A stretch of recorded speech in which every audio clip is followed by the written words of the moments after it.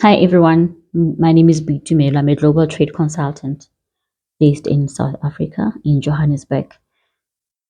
Recently, I posted a video on the structure of the international trade industry. And in that video, I mentioned the importance of having a snapshot of what the industry looks like. I mentioned that there's infrastructure available for businesses to execute their deals. I also mentioned the importance of being familiar with the rules and regulations that govern the industry in order for you to comply, for your deals to go on according to plan. I also mentioned that there are registrations and certificates that you need to acquire in order to operate your global business. And that was part one. So this is now part two. So let's get into it. So the industry has government sector as well as private sector, which are there to support global business, which is in this instance imports and exports of goods and exchange of services cross border. So the public sector or the government sector also have state-owned entities to support the business and offer various services to the industry. So there are government entities which are only locally domiciled and only operate within that sovereign state and offer services locally as far as global trade is concerned. And I will get into those entities in part three. Then you have those government entities which have a global footprint, right? And it is important to know or to be familiar, especially with the ones that have global footprint, so that you are able to tap in the benefits that they offer. Um, for example, there are departments that have consulates, right? I'm from South Africa, so from a South African point of view, you have a consulate based in China, for instance, and you as a business are looking to export to China or import from China.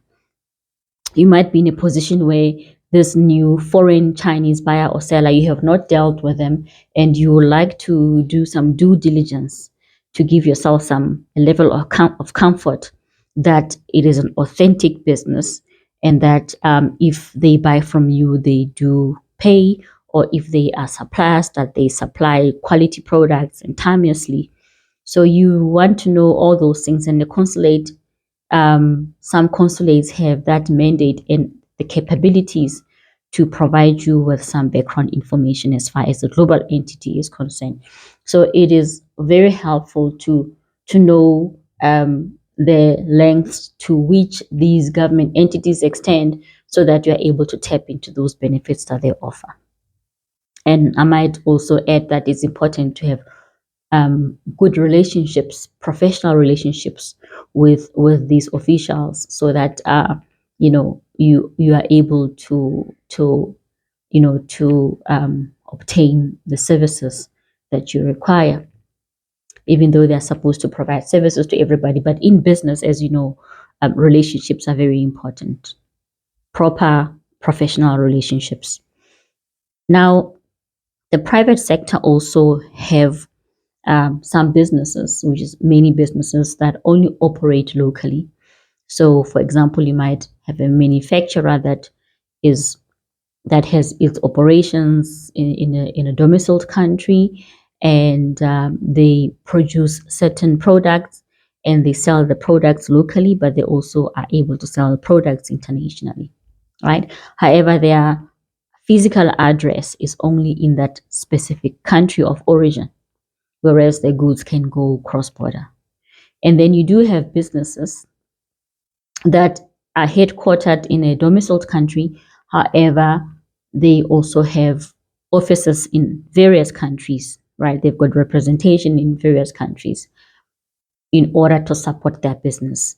To make an example, say you have a small, the size of the company, vary. You can have a small business or a corporate business, say in South Africa, and they might have, a branch or a subsidiary office in the US.